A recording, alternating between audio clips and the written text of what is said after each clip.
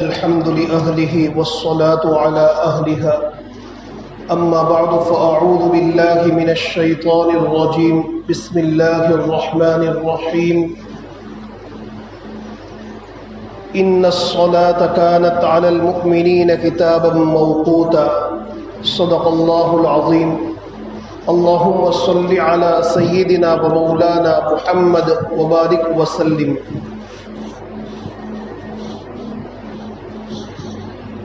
اس سے پہلے کی مجلس میں نماز کی اہمیت اور نماز سے متعلق چند ضروری باتیں ذکر کی تھی۔ آج کی مجلس میں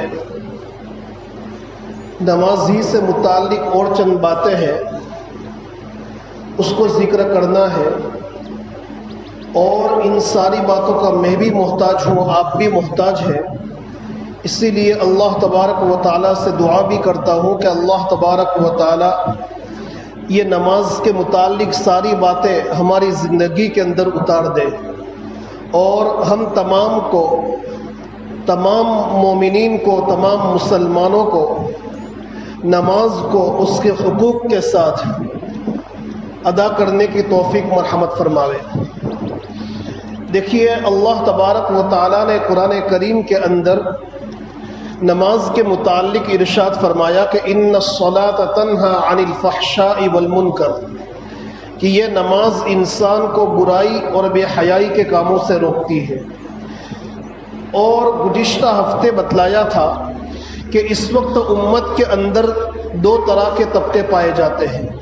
ایک طبقہ تو وہ ہے کہ جو نمازوں کا سرے سے اہتمام نہیں کرتا، اور ان کے متعلق بہت سی باتیں اس سے پہلے کی مجلسوں میں ذکر کر دی ہے، لیکن جو طبقہ نماز کا اہتمام کرتا ہے تو اس میں بھی بہت ساری قسمیں ہیں۔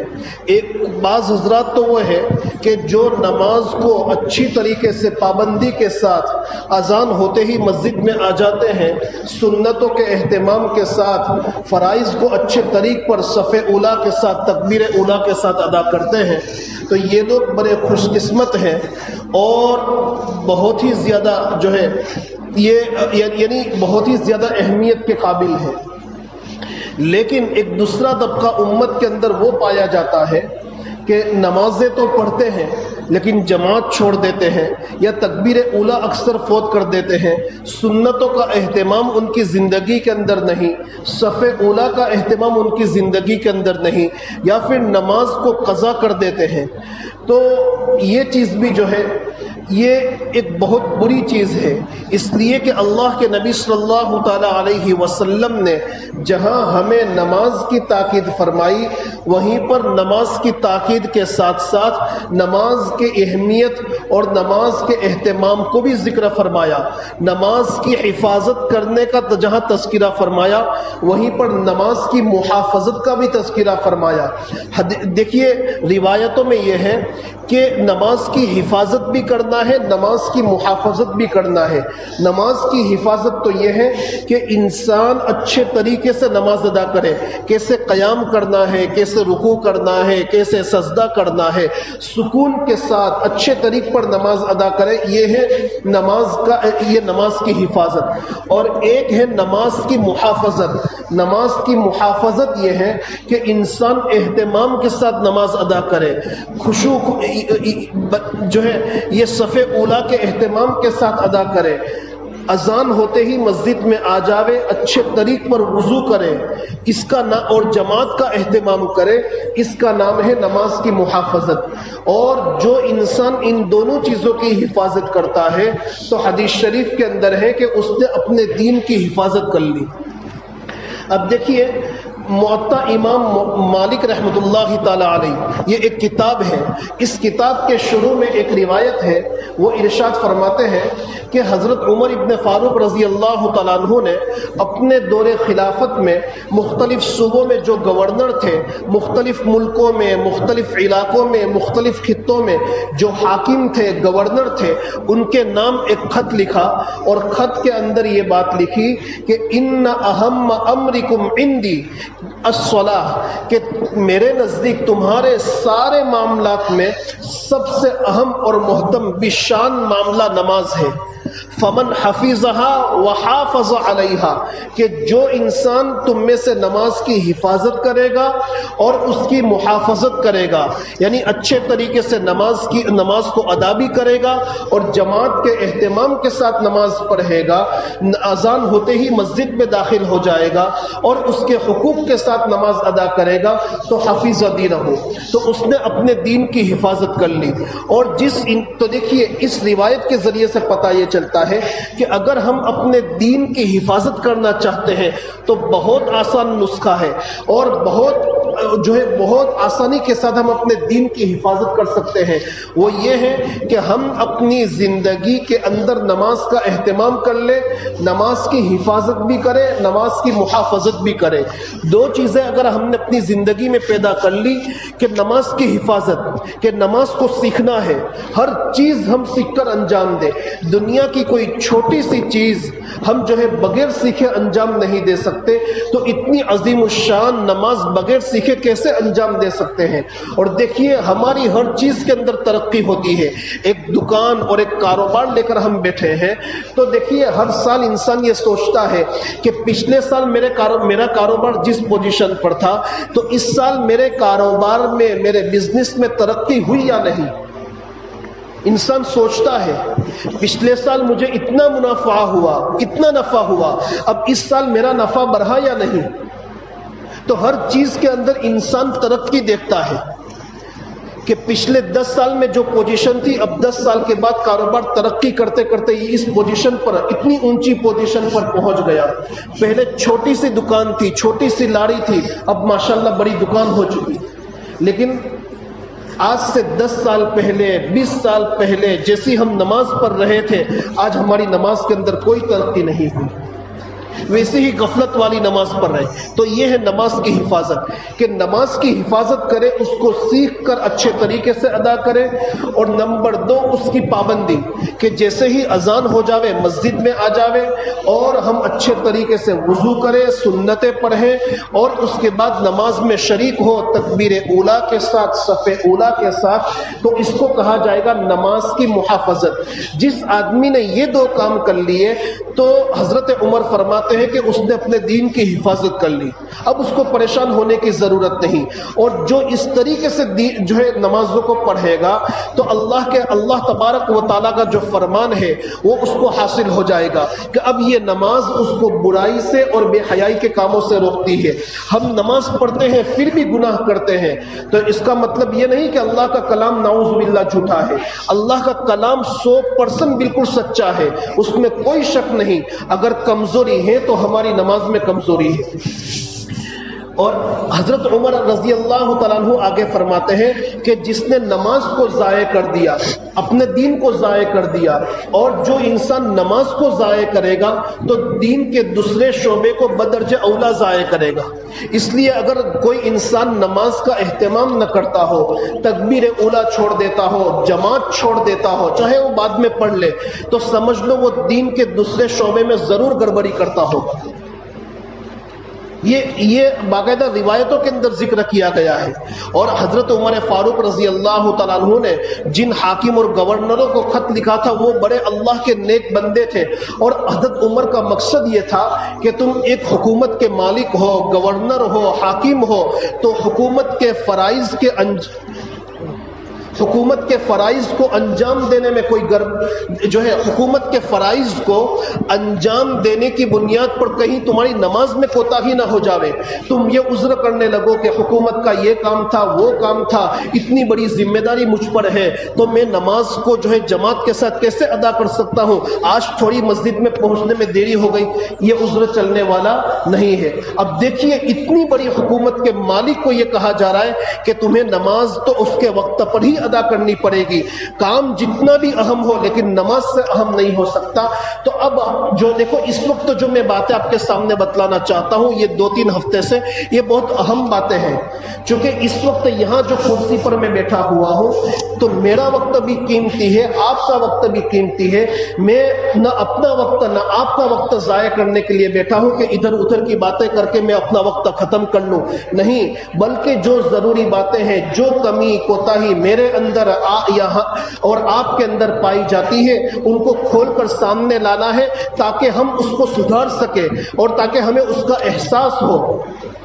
اب میں آپ کو ایک مثال دیتا ہوں. مثال کے طور پر جو کاروباری حضرات ہیں جن کی دکانیں ہیں تو عام طور پر دیکھا جاتا ہے کہ جب نماز کا وقت ہو جاتا ہے تو دکانوں پر گراہک آ جاتے ہیں تو ہم گراہکوں کے پیچھے مشغول ہو جاتے ہیں. اب ہماری نمازیں فوت ہو جاتی ہیں, پھر وہ بعد میں آ کر پڑھتے ہیں, یا کہ جو ہے ان کی رکعتیں فوت ہو جاتی ہیں. دیکھیے آپ یہ تہیہ کر لیں, یہ نیت کر لیں کہ جیسے ہی اذان ہوگی ہم جو ہے دکانوں کو بند کر دیں گے, فوراً مسجد کے اندر آ جائیں گے. ہم ایک ماحول بناویں کہ ایک مسلمانوں کا ماحول ایسا ہونا چاہیے کہ ایک غیر مسلم اپنی زبان سے یہ کہنے پر مجبور ہو جاوے کہ یہ نماز پڑھنے والا کبھی بے ایمان نہیں ہو سکتا. کہ ان کے یہاں کا ماحول تو یہ ہے کہ وہ اپنے مالک کو اتنا مانتے ہیں کہ جیسے ہی اذانیں ہوتی ہے ان کے پورے بازار میں سناٹا ہو جاتا ہے, فوراً لوگ جو ہے مسجد کی طرف دوڑ پڑتے ہیں. یہ ایک ایسا ماحول مسلمانوں کے یہاں بننا چاہیے. عام طور پر یہ ہوتا ہے, دیکھیے بہت سی مرتبہ ایسا ہوگا کہ آدمی صبح سے دکان پر بیٹھا ہے, کوئی گراہک نہیں آیا, لیکن جیسے ہی اذان کا وقت قریب آئے گا, نماز کا وقت قریب آئے گا تو اس کی دکان پر گراہک آئیں گے. یہ بھی اللہ کی طرف سے آزمائش ہوتی ہے. اللہ تعالیٰ دیکھنا چاہتا ہے کہ لیبلوکم ایکم احسن عملا, کہ اللہ تعالیٰ جو ہے ہمیں آزمانا چاہتا ہے کہ وہ اچھا عمل کرتا ہے یا نہیں. اب جو ہے صبح سے کوئی گراہک نہیں آئے اور نماز کے وقت اذان کے وقت گراہک آ گئے تو اللہ دیکھنا چاہتا ہے کہ وہ میرے حکموں کے پیچھے آتا ہے یا کہ پھر گراہکوں کو نمٹاتا ہے. اس کے دل میں کس کی اہمیت ہے؟ اگر انسان گراہکوں کو اس وقت کہہ دے کہ میرے اللہ کا بلاوا آ چکا ہے, اب جو ہے آپ چاہے تو انتظار کریں, چاہے تو دوسری جگہ سے مال کو خرید لیں, اب میں مسجد میں جاؤں گا. انسان صرف اللہ کی وجہ سے مسجد میں آ جاتا ہے تو یہ ہے اللہ کا ڈر کہ اس نے گراہکوں کو اہمیت نہیں دی, پیسوں کو, مال کو اہمیت نہیں دی, اللہ کے حکموں کو اہمیت دی. یہ ہے خدا کا ڈر. اور اسی بنیاد پر اللہ تعالیٰ فرماتے ہیں کہ جو اس طریقے سے کرے گا تو وَيَرْزُقْهُ مِنْ حَيْثُ لَا يَحْتَسِبُ, اللہ اس کو ایسی جگہ سے رزق عطا کرے گا جہاں سے اس کو وہم و گمان بھی نہیں ہوگا. وَمَن يَتَّقِ اللَّهَ يَجْعَلْ لَهُ مِنْ أَمْرِهِ يُسْرًا, اس نے صرف اللہ کے ڈر کی بنیاد پر اللہ کے حکموں کو پورا کیا, گراہکوں کو, مال کو چھوڑ دیا, تو اللہ تعالیٰ فرماتے ہیں کہ اللہ تعالیٰ اس کے سارے مشکل معاملات کو آسان بنا دیں گے. یہ اللہ کا وعدہ ہے.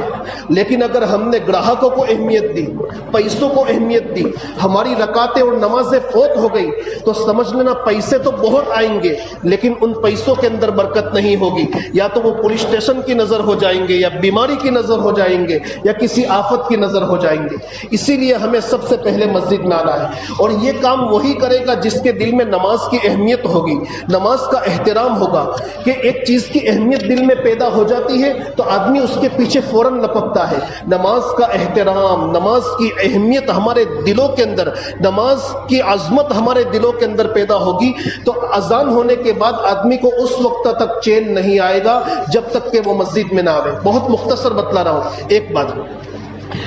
اور دیکھو اذان ہوتے ہی مسجد میں نہ آنا اور دکانوں پر بیٹھے رہنا یہ اپنے دین کو ضائع کرنا ہے. یہ نماز کی, چاہے پھر ہم بعد میں نماز پڑھ لیں اور 5 وقت کی ہم نمازیں پڑھتے ہوں لیکن ہماری رکعتیں فوت ہو رہی ہے, پھر بھی سمجھ لو کہ نماز کی اہمیت ہمارے دلوں میں نہیں ہے. یہ اپنے دین کو ضائع کرنا ہے. اور یہ میں نہیں کہہ رہا ہوں, حضرت عمر فاروق رضی اللہ تعالیٰ عنہ کا فرمان ہے. وہ حدیث بھی میں نے آپ کے سامنے ذکر کی. ایک بات. دوسری کمزوری ہم مسلمانوں کے یہاں عام طور پر یہ پائی جاتی ہے کہ ہم اپنے دکانوں میں کام کرنے والے جو کاریگر ہوتے ہیں ان سے یہ کہتے ہیں کہ بھائی نماز کا وقت ہو چکا, اب 5 منٹ کی دیر ہے, میں نماز پڑھ کر آتا ہوں. بھائی دکان پر کام کرنے والے کاریگر حضرات اگر مسلمان ہیں تو آپ ان سے بھی کہیے کہ آپ بھی چلیں نماز پڑھنے کے واسطے. یہ بھی ضروری ہے. اگر آپ نے ان سے یہ کہا کہ آپ دکان پر بیٹھے میں نماز پڑھ کر آتا ہوں اور ان کی نمازیں اگر ہماری وجہ سے فوت ہو رہی ہے تو اس کے گنہگار ہم ہوں گے. وہ تو نماز چھوڑنے کی بنیاد پر گنہگار ہوں گے، لیکن چونکہ ہم نے ان کو روکے رکھا تو پھر ہم بھی اس کے گنہگار ہوں گے. بلکہ ایسا ماحول بناوے کہ جیسے ہی اذان ہو تو ہمارے کاریگروں کو ہم سے سبق ملنا چاہیے اور وہ لوگ بھی اپنے گھروں کے اندر نمازوں کا اہتمام کرے. ایسا میسج ان تک پہنچنا چاہیے اور وہ بھی اس کا اہتمام شروع کرے.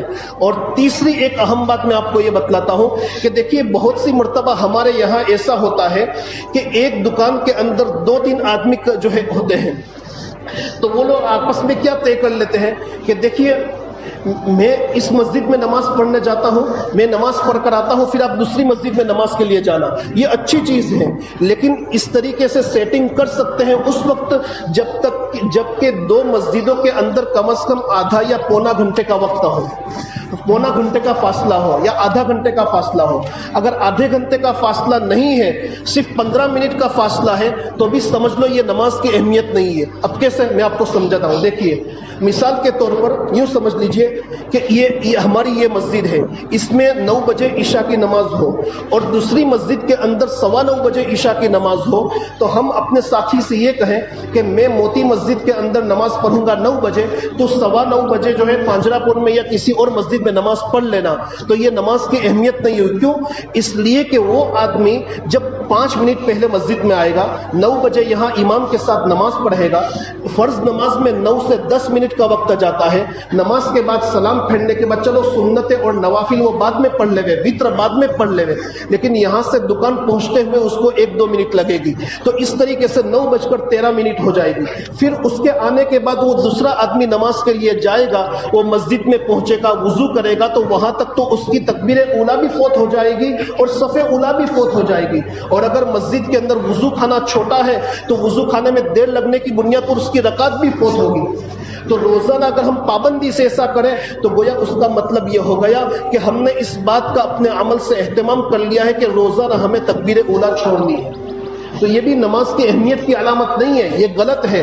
ہاں آپ ظہر کی نماز میں ایسا کر سکتے ہیں کہ بھائی ایک جگہ 1:15 بجے نماز ہے، تو دوسری جگہ 1:45 بجے نماز ہے، تیسری جگہ 2 بجے نماز ہے.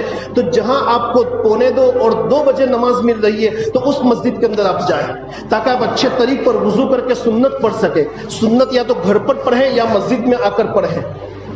تو یہ 15 منٹ کا فاصلہ ہو تو 2 آدمی اس طریقے سے آپس میں سیٹنگ نہ کرے. کیوں؟ اس لیے کہ اس کی پابندی کرنا یہ بھی اپنے دین کو ضائع کرنا ہے. ہم کیا سمجھتے ہیں کہ ہم نمازیں پڑھتے ہیں، ہماری نمازیں فوت نہیں ہوتی، لیکن میرے بھائیوں یہ در حقیقت اپنے دین کو ضائع کرنا ہے اور اپنی جو ہے یہ نمازوں کی اہمیت نہ ہونے کی بنیاد پر ہمارے دلوں میں یہ بات آتی ہے. حضرت مولانا مسیح اللہ خان صاحب نور اللہ مرقدہ ارشاد فرماتے ہیں کہ فرض نماز کے لیے آدمی کو 1.25 گھنٹے پہلے سے تیاری کرنی چاہیے. اب ہم 5 منٹ پہلے مسجد میں آوے تو کس طریقے سے ان ساری چیزوں کو انجام دے پائیں گے؟ تو چونکہ وقت مختصر ہے، میں بہت جو ہے مختصر طور پر بتلا رہا ہوں. تیسری بات یہ ہے کہ دیکھیے عام طور پر یہ ہوتا ہے کہ ہماری اس مسجد کے اندر جماعت کھڑی ہو جاتی ہے اور دوسری مسجد کے اندر 5 منٹ بعد نماز کھڑی ہونے والی ہے. دیکھیے یہ بھی اللہ کی بڑی نعمت ہے کہ ہمارے یہاں اتنی ساری مسجدیں ہیں اور دوسری مسجدوں میں اور ہر مسجد کے اندر نماز کا مختلف وقت ہے. عشاء کی نماز کے بھی مختلف وقت ہے، ظہر کی نماز کے بھی مختلف وقت ہے، عصر کی نماز میں بھی مختلف وقت ہے. تو یہ بھی اللہ کی نعمت ہے کہ اگر اس مسجد میں جماعت نہیں مل سکتی تو 1 یا 2 منٹ کے فاصلے پر دوسری مسجد ہے، وہاں ہمیں جماعت مل سکتی ہے. لیکن چونکہ ہمارے دلوں میں نماز کی اہمیت نہیں ہے، تکبیر اولیٰ کی اہمیت نہیں ہے، صف اولیٰ کی اہمیت نہیں ہے، تو اس کا نقصان یہ ہوتا ہے کہ دیکھیے اس کی میں آپ کو مثال دیتا ہوں کہ باجو کی مسجد میں 9 بجے جماعت ہوتی ہے عشاء کی اور یہاں 9:05 پر نماز ہوتی ہے. اب وہاں جماعت کھڑی ہو چکی ہے، امام نے سورہ فاتحہ پڑھ لی ہے یا کبھی 1 رکعت مکمل ہو جاتی ہے، پھر بھی کئی لوگ اس مسجد میں جاتے ہیں حالانکہ وہ جانتے ہیں کہ دوسری مسجد میں ابھی 3 منٹ کے بعد نماز کھڑی ہونے والی ہے، وہاں مجھے تکبیر اولیٰ کے ساتھ نماز مل سکتی ہے. پھر بھی اس کے باوجود چونکہ نماز کی اہمیت، تکبیر اولیٰ کی اہمیت دل میں نہیں ہوتی، پھر بھی اس مسجد میں جاتے ہیں. اسی طریقے سے بہت سی مرتبہ ایسا ہوتا ہے کہ جیسے یہاں 9:10 کا وقت ہے عشاء کا، وہاں 9:15 بجے کا وقت ہے، تو بہت سے لوگوں کو دیکھا جاتا ہے کہ وہاں 9:15 بجے کا وقت ہے اور یہاں جماعت کھڑی ہو چکی ہے، ہماری مسجد کے اندر 1 رکعت ہو چکی ہے، امام نے قرات پوری کر لی ہے، پھر بھی لوگ اس مسجد میں آتے ہیں، حالانکہ انہیں چاہیے، انہیں یقین سے معلوم ہے کہ باجو کی مسجد میں ابھی 2 منٹ کے بعد 3 منٹ کے بعد نماز کھڑی ہونے والی ہے، اور وہاں پہنچ کر میں جو ہے تکبیر اولیٰ کے ساتھ نماز پڑھ سکتا ہوں، پھر بھی اس مسجد کے اندر آنا گویا اس بات کی علامت ہے کہ ہمارے دلوں میں تکبیر اولیٰ کی، صف اولیٰ کی اہمیت نہیں ہے۔ اور حضرت عمر فاروق رضی اللہ تعالیٰ عنہ نے جو فرمایا کہ من حفظها وحافظ علیہا، کہ جس نے نماز کی حفاظت کی، کہ جس نے اچھے طریقے سے نماز کو ادا کیا اور نماز کی محافظت کی، یعنی وقت سے پہلے مسجد میں آ گیا، صف اولیٰ اور تکبیر اولیٰ کے ساتھ نماز کو ادا کیا، تو اس نے اپنے دین کی حفاظت کی۔ تو خاص طور پر جو ہے ہم اس کا اہتمام کریں گے اس کا اہتمام۔ اللہ تبارک و تعالی عمل کی توفیق عطا فرماوے۔ وآخر دعوانا ان الحمد للہ رب العالمین۔